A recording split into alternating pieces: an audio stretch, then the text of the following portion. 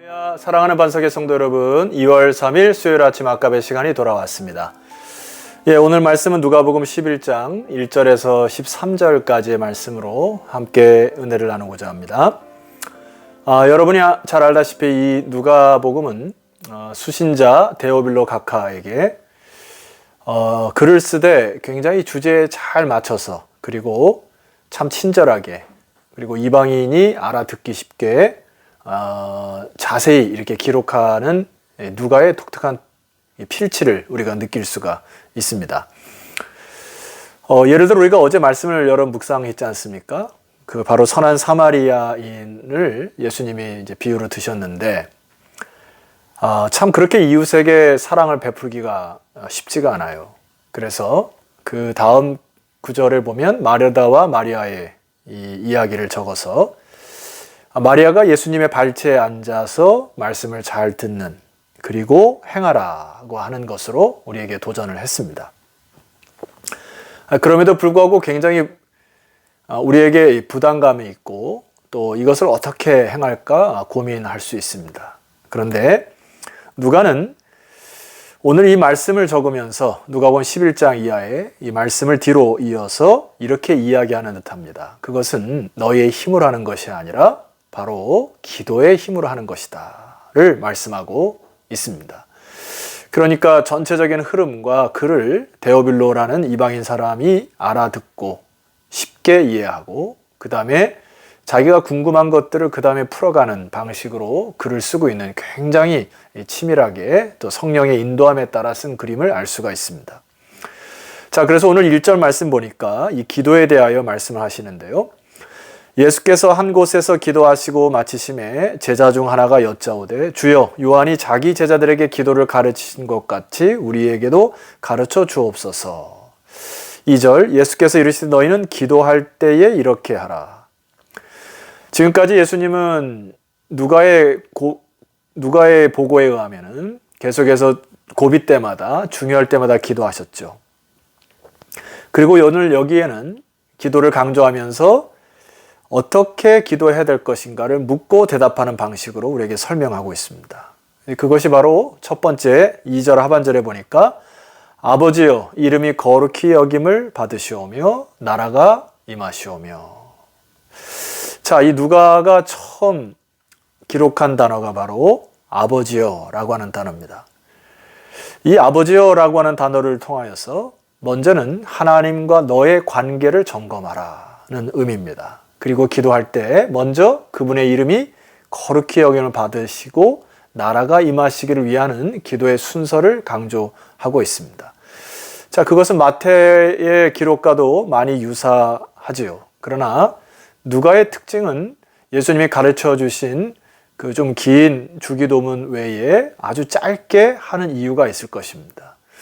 자, 3절과 4절을 읽어드리고 좀 부연 설명을 드릴까 합니다. 3절, 우리에게 날마다 일용할 양식을 주시옵고. 4절, 우리가 우리에게 죄 지은 모든 사람을 용서하오니 우리 죄도 사하여 주시옵고 우리를 시험에 들게 하지 마시옵소서.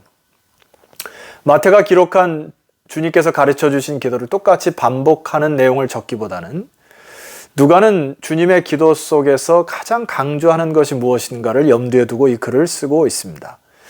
그러니까 예수님의 이 주기도문을 축약하고 압축하여서 1절에 말씀드렸던 중괄식 개념으로 쓰게 됩니다. 즉 2절과 4절 모두 다 중요합니다만은, 그러나 그 가운데 있는 것이 가장 중요하다고 하는 강조점을 두기 위하여 누가는 이것을 축약하고 압축하고 있다는 말씀이죠. 자, 그러면 2절과 4절 사이에 무엇이 있습니까?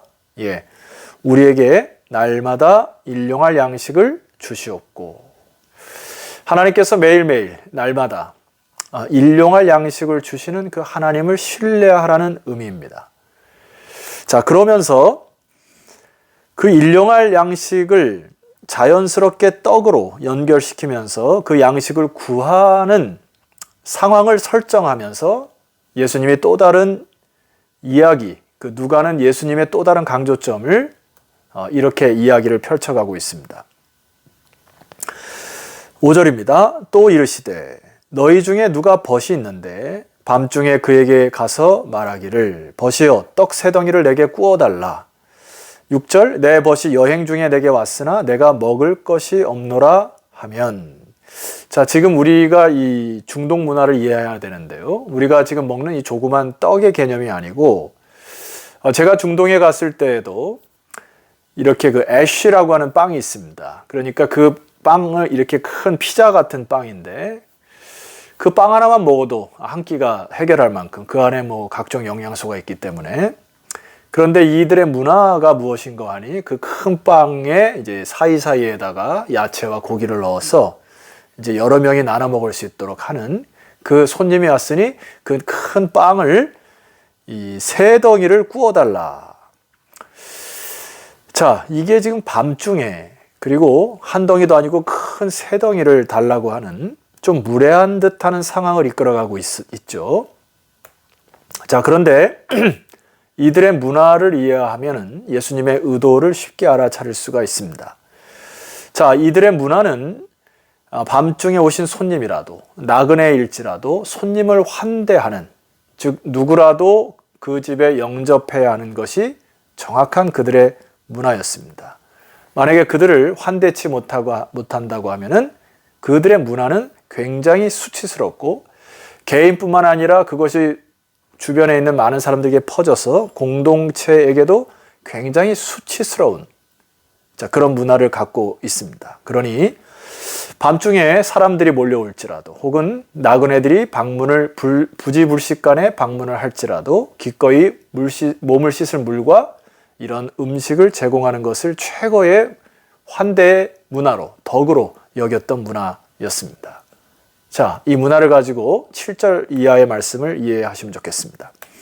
7절입니다. 그가 안에서 대답하여 이르되 나를 괴롭게 하지 말라. 문이 이미 닫혔고 아이들이 나와 함께 침실에 누웠으니 일어나 내게 줄 수가 없노라 하겠느냐. 자, 그 문화에 대해서는 당연히 그렇게 안 한다는 것이죠. 자, 그런데 8절 말씀 보니까 주님이 하나 더 강조하는 것이 있어요. 내가 너에게 말하노니 비록 벗됨으로 인하여서는 일어나서 혹시 들어가는 것 같아요. 혹시 주지 아니할지라도 그 간청함을 인하여 일어나 그 요구대로 주리라. 우리가 이 본문을 읽을 때 조금 이 깊이 묵상하지 못하고 이해했던 본문 중에 하나가 바로 이 부분인데, 여기 간청이라고 하는 번역한 말 때문에 그런 것 같습니다. 이것은 여러 번 우리가 요청하면 귀찮아서도 준다라고 그렇게 오해를 했던 문장이기도 해요. 그런데 이 단어의 뜻은, 이 단어의 이 헬라어의 사용 용례는 아나데이아라고 하는 단어인데, 이 단어의 그 깊은 속뜻은, 정확한 뜻은 서로가 수치를 당하지 않게 하는 이라는 뜻입니다. 그러니까 이 밤중에 온 손님의 요구를 거부할 때에 이것이 개인에게 수치될 뿐만 아니라 공동체 전체적인 수치가 됨을 다 알고 있었어요.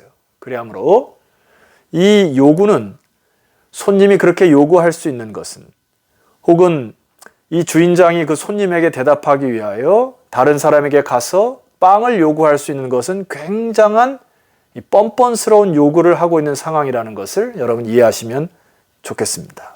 주님은 바로 이 부분을 우리에게 강조하는 것이에요.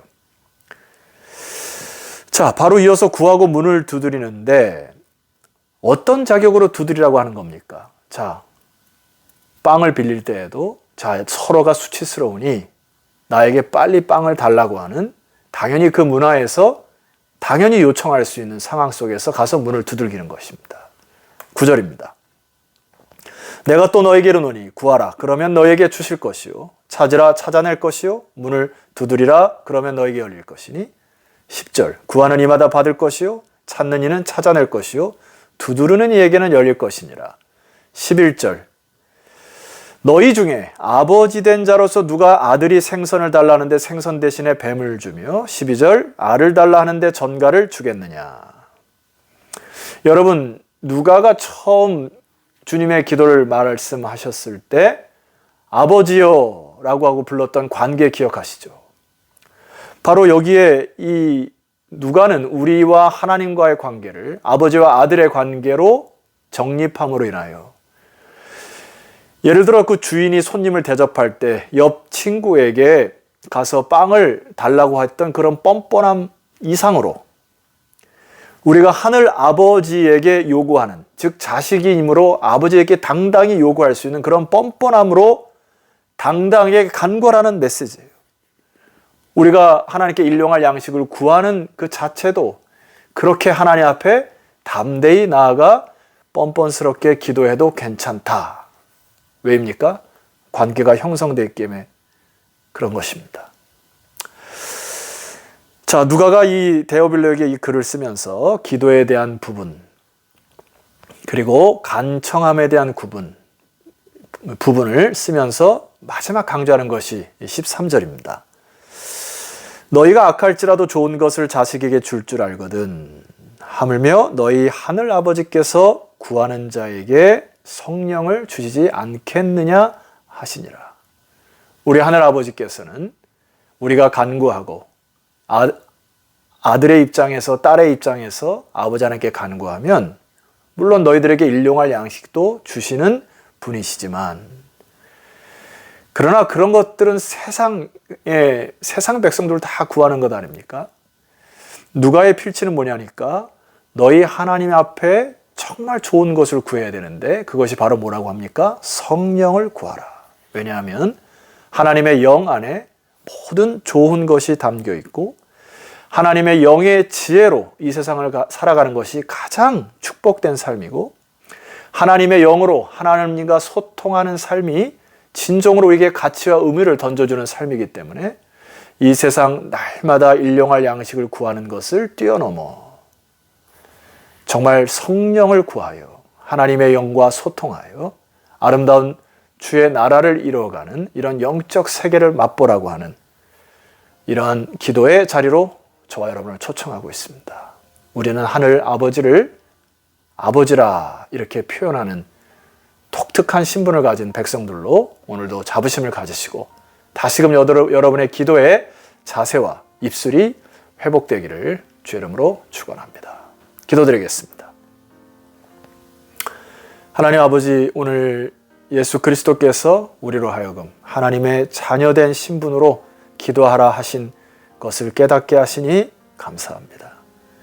이제는 우리가 이 세상의 것만 구하는 자들이 아니라 하나님이 가장 좋은 것을 주시는 하나님의 성령으로 소통하고 성령의 뜻으로 간구하는, 그리고 이 세상의 영으로 육과 혼을 다스리시는 하늘의 지혜를 간구하는 믿음의 백성들 다 되게 하옵소서. 예수 그리스도의 이름으로 기도드렸사옵나이다. 아멘. 자, 성도 여러분, 내일 아침 또 11장 이후로 중반으로 여러분 찾아뵙도록 하겠습니다. 내일 뵙겠습니다.